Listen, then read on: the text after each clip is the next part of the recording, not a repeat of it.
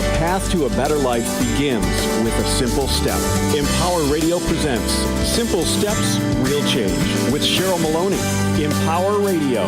EmpowerRadio.com. Here's your host, Cheryl Maloney. What do you do when your life has been turned totally upside down? We all go through life's challenges, but there are just some times when it seems like everything just crashes at once. You've heard me talk so much in the past. My story was I'd lost everything in my life except my marriage, and then my husband died. Well, on today's show, the guest that I found is Meredith Maran, and I was reading an article, and every word she said was exactly the experience I had with a few different little changes. A renowned author, her latest book, The New Old Me, talks about how that massive change in her life, from losing her marriage to her best friend to starting all over again in a job with, honestly, young people that considered her at 60 irrelevant. And those of us that are of that age, we get it. Meredith, thank you so much for joining us on the show today. Oh, it's great to be here. Thank you. Well, tell the audience, since you're new to my audience, tell them a little bit about what got you to this point of a massive change in your life. Well, I didn't vote for it and I didn't ask for it, that's for sure, but it came nonetheless. I had been living in Oakland near San Francisco for about 35 years, and I raised two sons and was divorced from their father, but had been very happily married for many years to a woman I met through a mutual friend, and everything was going along well, and then 2012 came along, and I had a best friend who had been diagnosed with ovarian cancer many years before, but was expected to survive it, and she went from a hike, our usual twice-a-week hike one day, to in the hospital and never came home the next. And I had a sort of minor Bernie Madoff experience with my life savings. So I lost everything I had saved all my life at age 60. And my dad got diagnosed with Alzheimer's. And the worst of all, my marriage just completely fell apart. And so I was really wondering what I was going to do. And I got a job offer from Los Angeles in my email one day, and that did not require a lot of thought. I just packed whatever would fit in my car and went. It was almost overnight kind of thing, but you know, I had no way out of any of the mess I was in. I just couldn't see how I could solve it myself, and so when I got an offer, I just took it and ran. Well, first of all, I have to tell you, I admire that, because you realized that, like you said, you had nowhere to go, and this was an out. It showed up on your doorstep or your email, as the case may be. You're going, I know I have to do something, and this feels right, so off I went. So you've gone, and you were literally age 60, and I'm a little older than that right now, and I just sit there and go, so many people that are of our age generation experience these massive turnovers, and we think our lives are over. I mean, especially if you've lost everything financially, your spouse, you know, the person you thought you'd spend your life with is gone. How did you have the strength to wake up every morning and keep going? What helped you keep going? Well, it's funny to hear it described as strength, because if you'd seen me 5 years ago, you would not have would not have used that word to describe me. I was just a puddle of tears, and I was sort of just crawling through my days hour by hour. One thing that I thought would not help, but did, was the job you mentioned. Even though I didn't want a job, I'm a freelance writer and have been for most of my life since I published my first book at age 19, obviously many, many years ago. I didn't want a job, and if I'd had a job to pick from, I would probably not have opted for a fashion company in Hollywood with 20-something-year-old size 0 fashion models. but that's what I got. So that's what I did. And I thought it was going to be really hard on my ego, for one thing, but also just that I would feel so lonely and isolated to be in a workplace with no one at all anywhere near my age or my life experience. But the truth of the matter, what I learned from being there is that because they totally ignored me, and as you mentioned, if they saw me at all, they saw an invisible shadow. They didn't see a fully fleshed out human, because I wasn't going to Urban Outfitters after work and buying outfits, and I wasn't, carousing in the bars on the weekends. So I just didn't rate. But the gift of that was really unexpected was that I didn't have to answer any questions ever. So when I would come to work on Monday morning and I had been basically just miserable by myself all weekend, just trying to get through that time without any human contact whatsoever, I would come to work on Monday morning with a story kind of composed, about how I'd spent my time or who I'd been spending it with. And I never had to use my stories because no one ever asked. There is such a blessing in that, and we don't think about it, because I went back to work after multiple years, and I work with those 20-somethings, and because in your book you made the comment is I was irrelevant in that office, that gave me a perspective to say, why aren't these people talking to me? It's like, oh, wait a second. Okay, first of all, I'm the age of their grandmothers, and there really isn't a lot in common, which was fine. But like you had a long history of advertising, so they knew you had that experience that they didn't have. So the respect comes with it, even though the conversation doesn't. What a blessing. Yes, and it's true. And another thing I had going for me that I didn't expect was the city of Los Angeles, which is where I moved. And that was the one place in the world that I had always sworn I would never, ever live. I had every idea about LA that you have and everyone has who doesn't live here, and some people who do live here have it. But when I got here, I really didn't know how I was going to survive my emotions more than anything else. I knew that I had a job, so my finances, although destroyed, would be eventually restored, or at least, I'd have enough to live.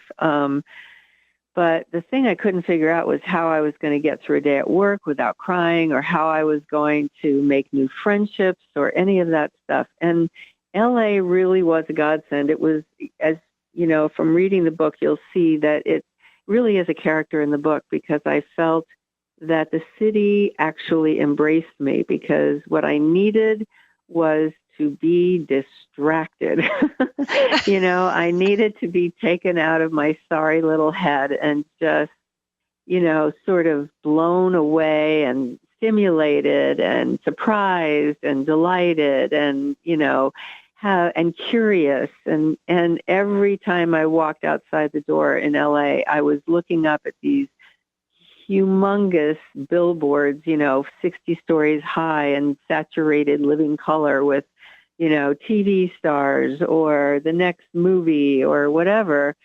The light here is incredible, which I found out is why the studio's located here in the first place. There's a particular quality to the sunlight here that is really magical. And when it's shining, it really does affect my mood in a positive way.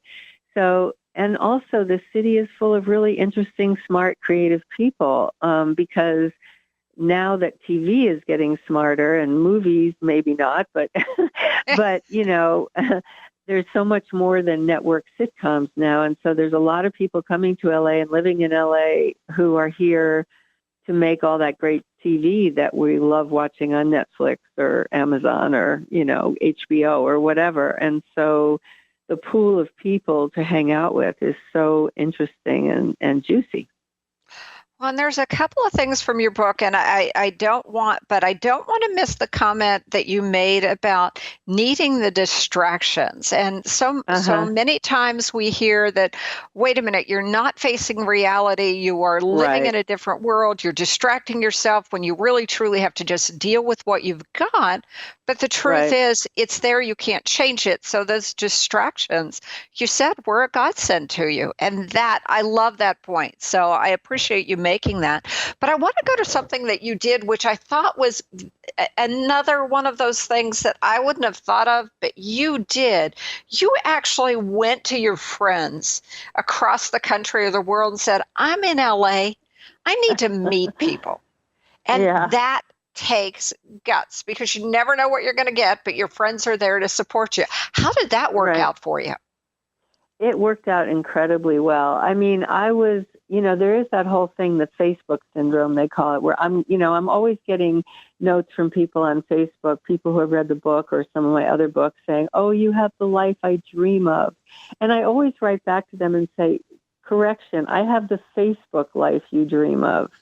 You have no idea what my life is really like, and I have no idea what your life is really like. And, this is basically the PG-13 cleaned up Photoshop, Technicolor version of my life. But it is true that things got better as soon as I started making friends. And one of the things I found that I had to do was be willing to sort of break my Facebook presentation as, a person, because I was taking all these photographs and posting them when I moved here because I was so excited by the visuals, and people were responding to them as if, because I was driving down Sunset Boulevard at sunset, looking up at a movie poster for Sunset Boulevard, that my whole life was a sunset or a sunrise. And, in order to get some friends, I went on Facebook, as you said. I mean, I also emailed people and did everything I could do, but I actually went on Facebook and I said, if I'm really lonely and if anybody anywhere knows anybody I'd like in Los Angeles, please put us in touch. And they did. And it was amazing. I arrived here exactly 5 years ago, and to this day, the people I'm closest to here are the ones I met in those first month or two of I was doing what I called friendship speed dating. So I just made date after date. As soon as someone contacted me, I would make a date to meet them for happy hour, and we would go and talk. And it's like those movies where you see the speed dating and, one person sits still and is constantly every 3 seconds or 30 seconds is looking at a different face across the table. And that was me, but with friends. But that got you out to meeting just massive different people and determining maybe other interests and things that you wanted to, let me just go try it. It's different from what I've always done, but your life's completely different. Right. And the other thing it did, which I didn't do on purpose, but I realized later was a great advantage. I was broke at this time. So LA is like one big cocktail lounge. And, they have happy hour here the way some countries have, national holidays. I mean, it's just this big thing here where, between 5 and 7 or so, you can go almost to any place, a restaurant or bar in LA. And the food is half price and the drinks are half price and there's a nice vibe to the place. And so not only did I get to meet a new person several times a week, but I also got the lay of the land of the city, often in the hardest possible way by making terrible mistakes, which are easy to do in this city. But I also, instead of paying $100 for a meal at the hot new restaurant, I could pay $15 for a drink and a dinner, at happy hour. And I actually got very oriented to the city that way too, by going out, sort of forcing myself to go out that much.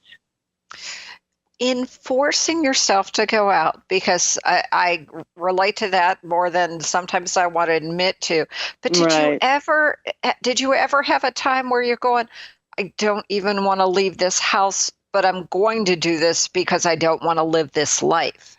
Right. Yes. And also the first 3 months or so that I was in LA, I didn't have enough money to rent an apartment. I had no savings. I had to wait until my job, I'd collected enough checks that I could have first and last month's rent. And it's a very expensive town to live in, of course. So for the first 3 months, I was crashing on couches, and mostly strangers' couches, just people who were friends of friends or were kind enough to understand my situation and just offer me a place to sleep.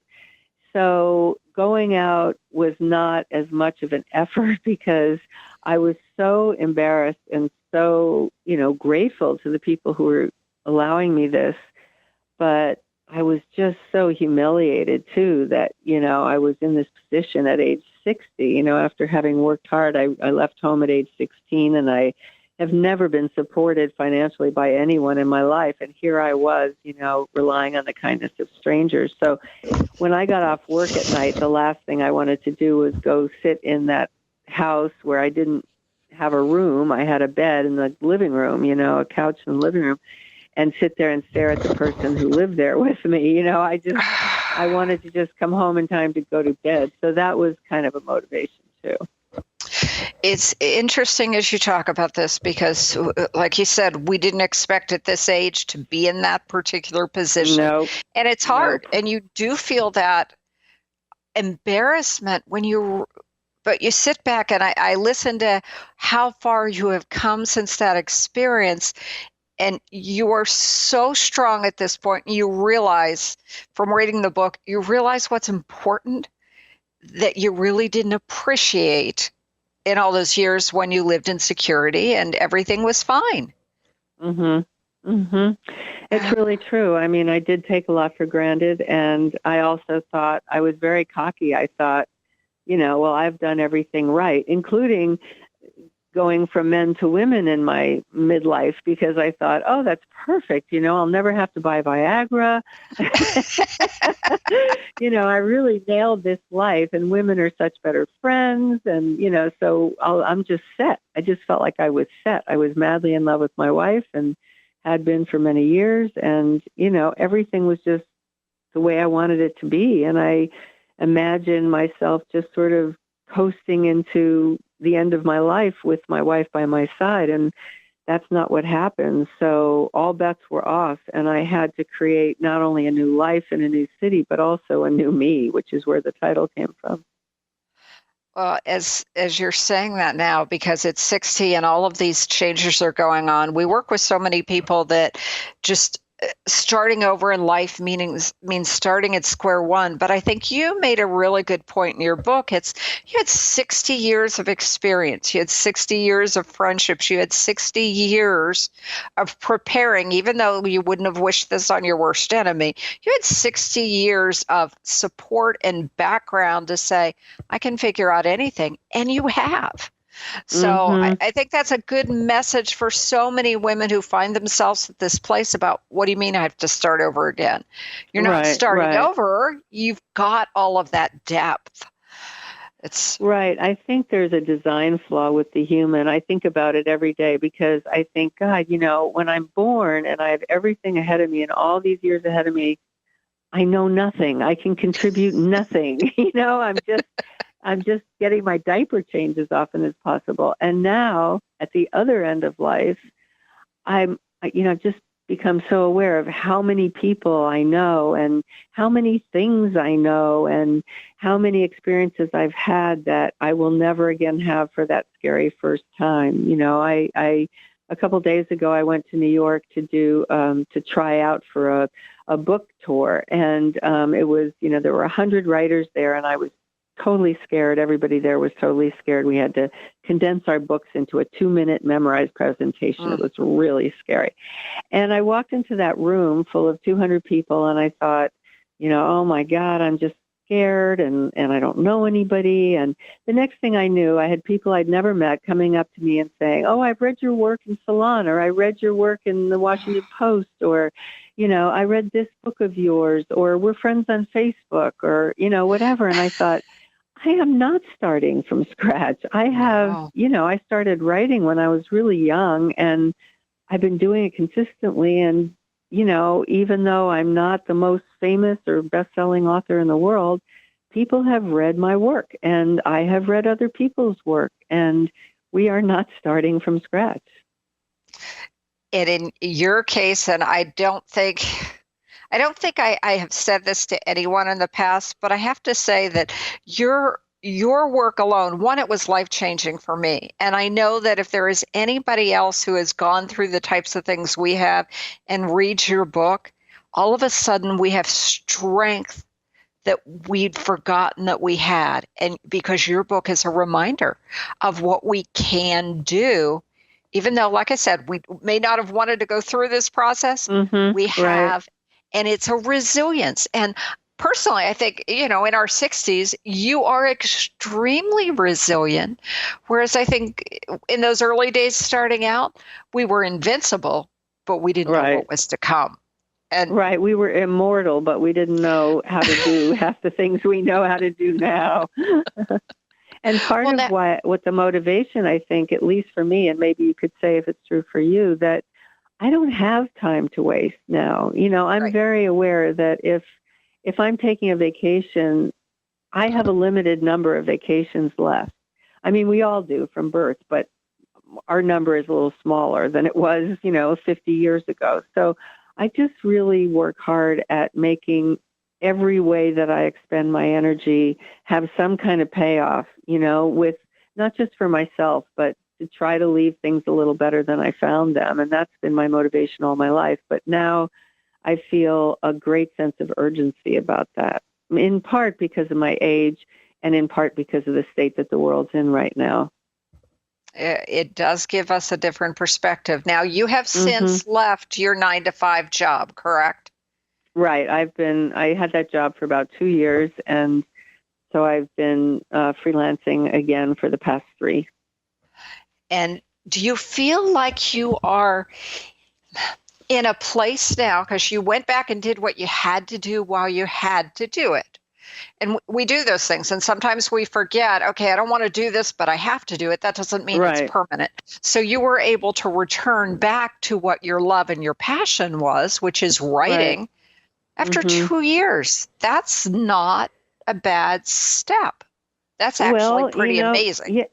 Yeah, it's all about adapting. Like when I got in my past life, I would publish a book usually every year, 2 years, 3 years. I'm accustomed to sort of cranking them out and, writing them quickly because I raised 2 kids on a writer's income, which, is almost a contradiction in terms. But when I was at this job, I realized, well, I can't really write a book while I have a full-time job. But what I can do is put together a book that is not just my writing, and that's what I did. While I was working, I did 2 books, one called Why We Write and the other one called Why We Write About Ourselves.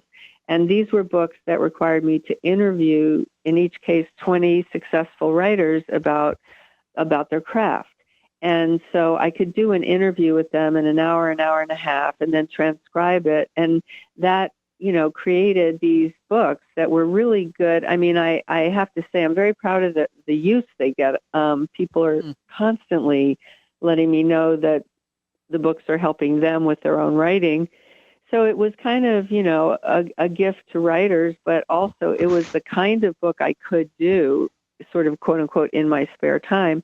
And I did 2 of those while I was working there. And then as soon as I wasn't working there anymore, I got this idea for my own book that obviously took a lot more time than I would have been able to dedicate to it while I was working.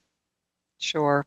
Well, as I said, your book has touched me beyond what I would have ever expected any book to. So I'm grateful for that. And we are unfortunately at the end of the show. So before I let you go, if you could just share with the audience, where to find you, if website, social media, whatever works for you, so my audience can get more of Meredith Maran.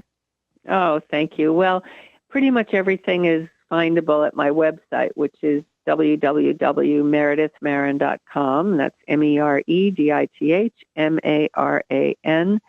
And you can also just Google me and you'll find whatever it is you need. My email, my Twitter, my Facebook are all on my website, or easily findable through the Google. Awesome. And I know your book's available everywhere we can find books, including Amazon.com. So, Meredith, thank you so much for being on the show with us today. I am just grateful to have found you and just blessed that you had the time to share your story with our audience. So thank you for being here. And thank you. And good luck with the rest of your life. Thanks, you too. Everyone, you've been listening to Simple Steps, Real Change with Cheryl Maloney. I'm Cheryl, and we have had the blessing of having Meredith Maran, the author of The New Old Me, on the show with us today. Until next week, enjoy your life and don't take it for granted, because we never know what's going to happen next, but next is always an adventure. Have a great week.